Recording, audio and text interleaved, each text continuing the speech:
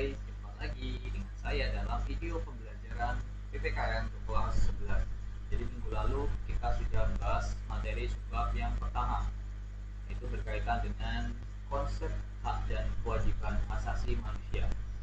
Dan untuk pertemuan hari ini kita akan membahas materi selanjutnya atau subbab selanjutnya, yaitu berkaitan dengan substansi hak dan kewajiban asasi manusia dalam Pancasila. Itu bisa kalian lihat di buku paket kalian di halaman 8. Oke, tanpa berpanjang lebar, langsung saja kita menuju ke materi.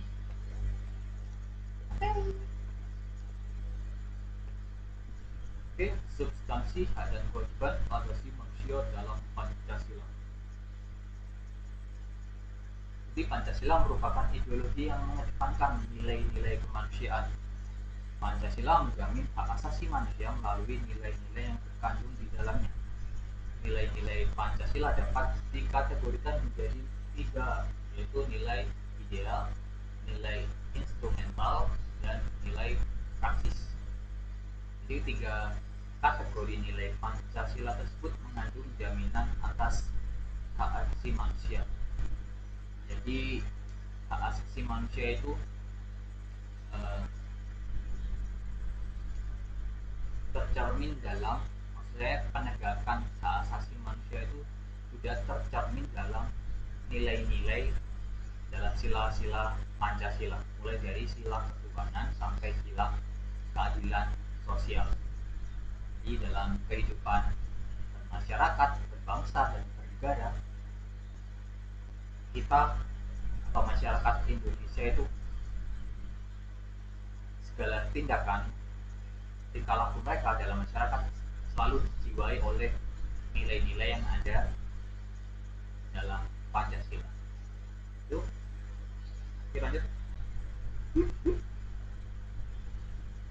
Hubungan antara hak dan kewajiban asasi manusia dengan Pancasila dapat dijabarkan secara singkat sebagai berikut.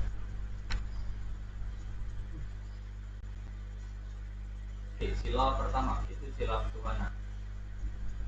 Di sila ketuhanan yang Maha Esa menjamin hak kemerdekaan untuk memeluk agama, melaksanakan ibadah, dan menghormati perbedaan agama. Jadi Indonesia itu kan negara yang multikultural dan negara yang heterogen. Dapat banyak suku, agama, ras, dan golongan. Khusus untuk agama, ada 6 agama yang diakui oleh pemerintah di Indonesia, yaitu agama Islam, Hindu, Buddha, Katolik, Kristen, dan Konfusius. Jadi kita sebagai masyarakat Indonesia harus menyadari fakta bahwa negara kita itu heterogen dan kita tidak bisa menyangkal itu. Jadi kita harus apa? Ya kita harus menghargai, menghormati pemeluk agama lain. Dan kebebasan beragama itu sangat dilindungi oleh undang-undang.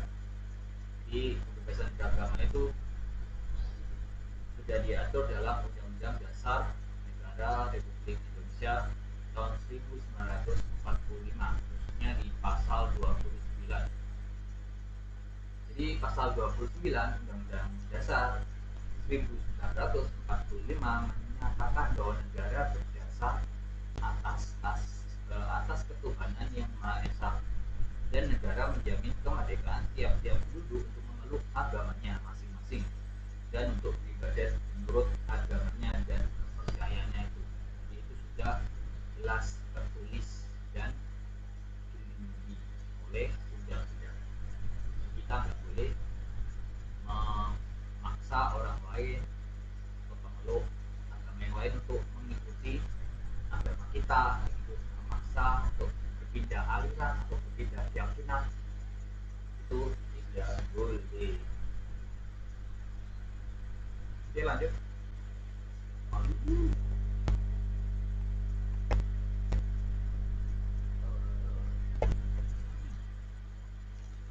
Oke, selanjutnya adalah sila kedua, yaitu kemanusiaan yang adil dan beradab. Ini menempatkan hak setiap warga negara pada kedudukan yang sama dalam hukum, serta memiliki kewajiban dan hak-hak yang sama untuk mendapat jaminan dan perlindungan hukum. Jadi kita semua ini memiliki kedudukan yang sama di mata hukum. Boiku elek, boiku ganteng, boiku sugih, boiku melarat, boiku pejabat, boiku rakyat jelata, itu semuanya sama di mata hukum. Tidak ada perlakuan khusus. Jadi dalam segala aspek kehidupan bermasyarakat, berbangsa dan bernegara, kita selalu tidak lepas dengan yang namanya hukum. Jadi kalau kita membunuh, atau kita mencuri, kita melecehkan, atau kita memperbudak orang, pokoknya melakukan tindakan-tindakan yang tidak manusiawi ya, yang bertolak belakang dengan nilai kemanusiaan, itu sangat kejam atau sangat bertentangan dengan hukum. Jadi seperti itu.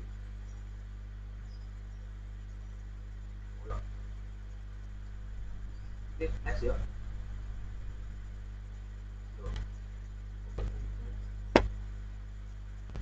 Ya, selanjutnya adalah sila ketiga, Persatuan Indonesia.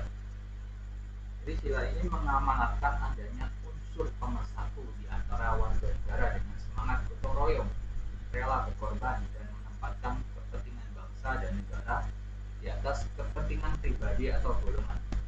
Hal ini sesuai dengan prinsip hak asasi manusia, di mana hendaknya sesama manusia bergaul satu sama lainnya dalam semangat persaudaraan. Kita kan sebagai manusia itu kita nggak bisa hidup sendiri ya. Jadi manusia itu sifatnya sosial. Manusia sebagai makhluk sosial itu tentu saja membutuhkan bantuan dari orang lain. Begitu juga dalam kehidupan bermasyarakat. Kita misal dalam suatu tinggal dalam desa atau perkampungan, pasti kalian familiar dengan yang namanya kerja bakti, yaitu salah satu bentuk perwujudan dari sila persatuan. Terus ada lagi, coba kalian lihat itu di gambar slide itu, ada gambarnya orang kerja bakti dalam suatu desa. Terus di sebelahnya itu ada angkatan darat, tentara itu. Jadi kalau kita nggak harus ya jadi tentara, kita harus ya mengabdi sesuai profesi kita sendiri itu. Kita sudah menerapkan atau mewujudkan nilai persatuan. Jadi misal sebagai nanti kalian kalau sudah lulus, sudah kerja, kalian jadi, ada yang jadi guru, ada yang jadi insinyur, ada yang jadi dokter dan lain-lain. Jadi kalian harus melaksanakan tugas kewajiban kalian sesuai dengan profesi yang kalian jalankan. Itu sudah cukuplah, nggak harus jadi tentara atau ikut TNI, bergabung TNI. Tapi kalau kalian ingin bergabung di dalam angkatan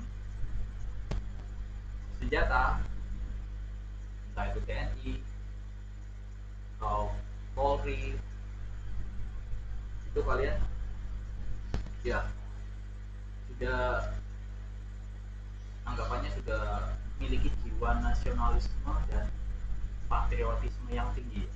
Jadi itu. Jadi misal kalian,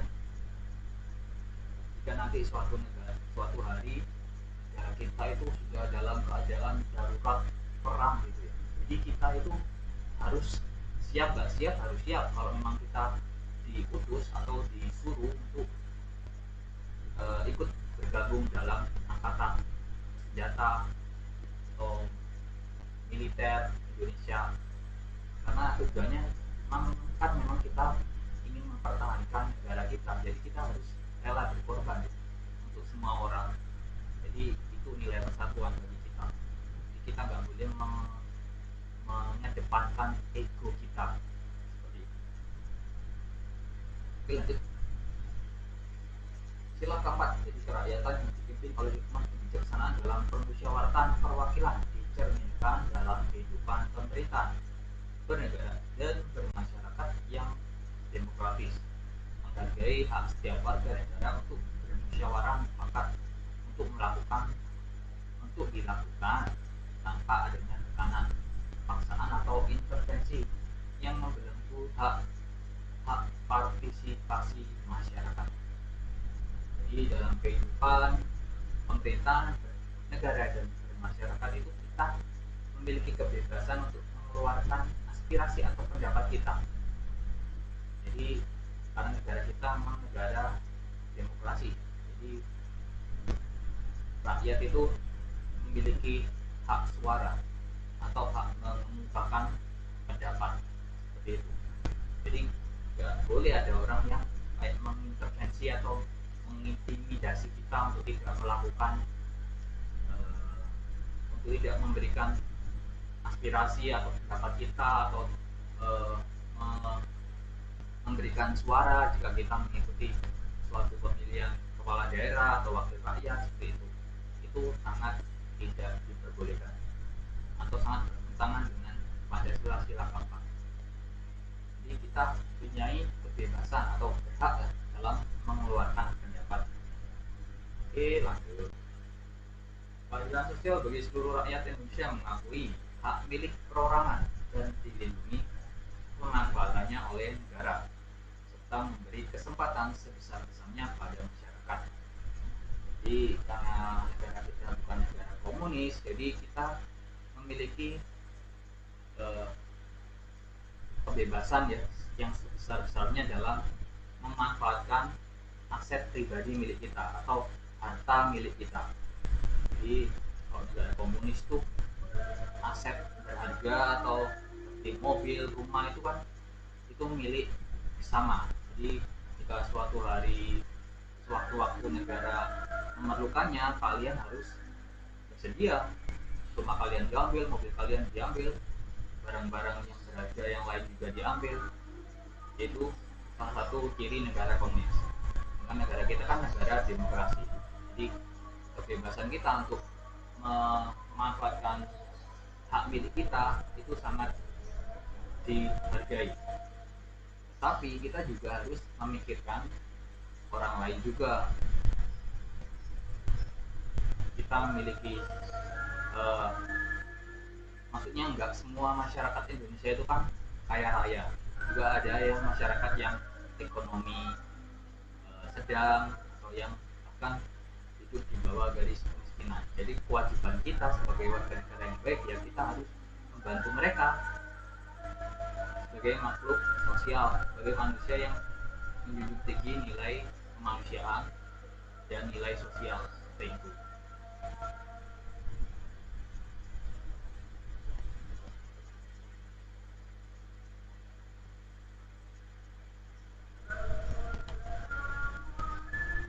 Oke, lanjut.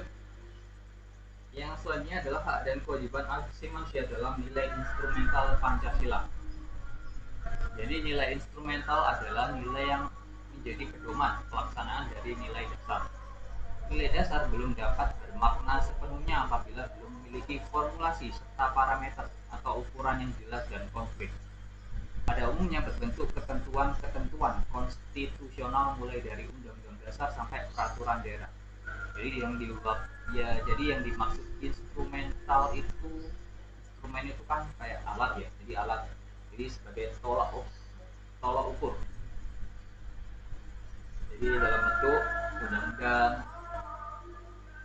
mulai dari undang-undang dasar sampai peraturan daerah yang mengatur tentang hak asasi manusia.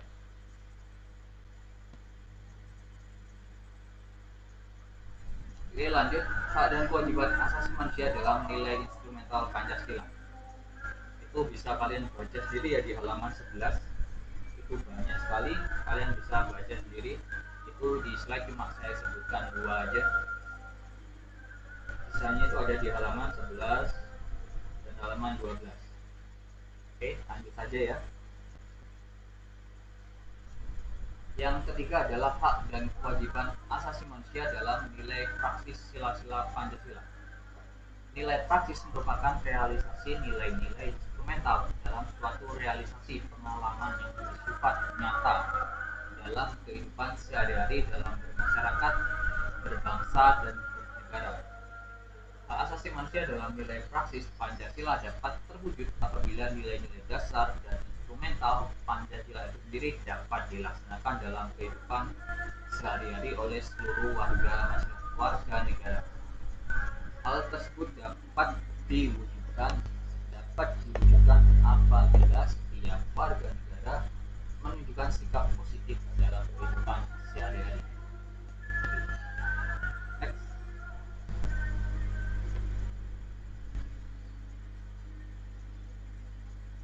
Sifat positif yang ditunjukkan yang berkaitan dengan ajakan hak asasi manusia.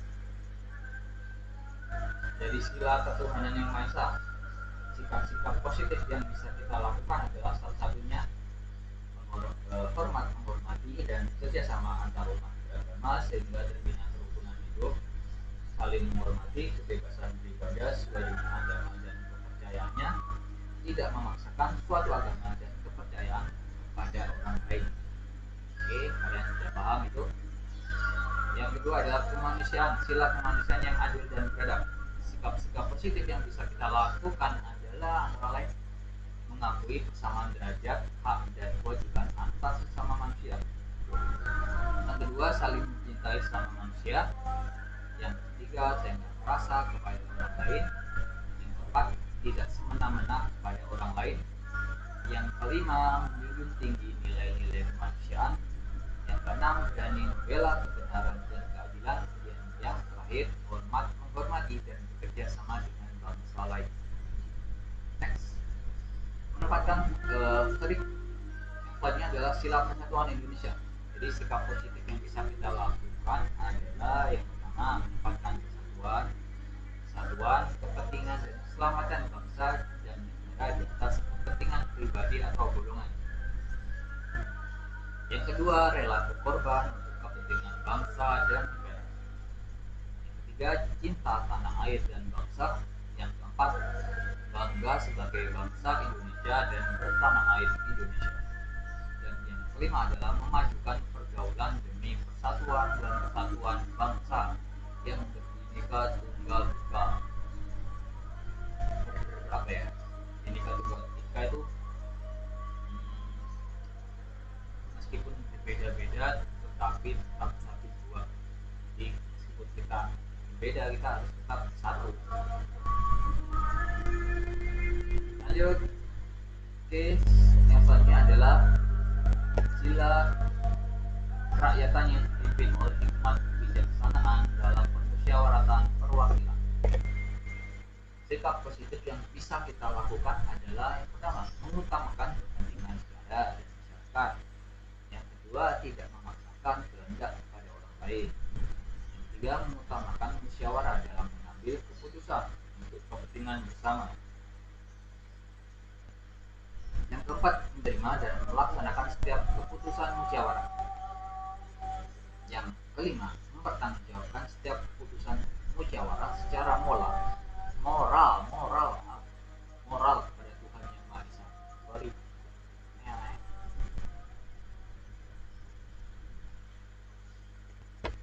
Moral. Yang terakhir adalah keadilan sosial bagi seluruh rakyat Indonesia. Jadi sikap positif yang bisa kita lakukan antara lain menjaga keseimbangan antara hak dan kewajiban, menghormati hak orang lain, suka memberikan pertolongan kepada orang lain, menjauhi sikap pemerasan kepada orang lain, menjauhi sifat boros dan gaya hidup mewah, rela bekerja keras, menghargai hasil karya orang lain. Itu poin tersendiri ya, menghargai hasil karya orang lain. Oke. Saya rasa untuk pertemuan kali ini sudah cukup, dan video pembelajaran saya memang untuk pertemuan kali ini saya fokuskan bahas subbab yang B. Jadi untuk pertemuan selanjutnya kita akan membahas subbab C, yaitu kasus pelanggaran hak asasi manusia. Oke, terima kasih karena sudah menonton video saya.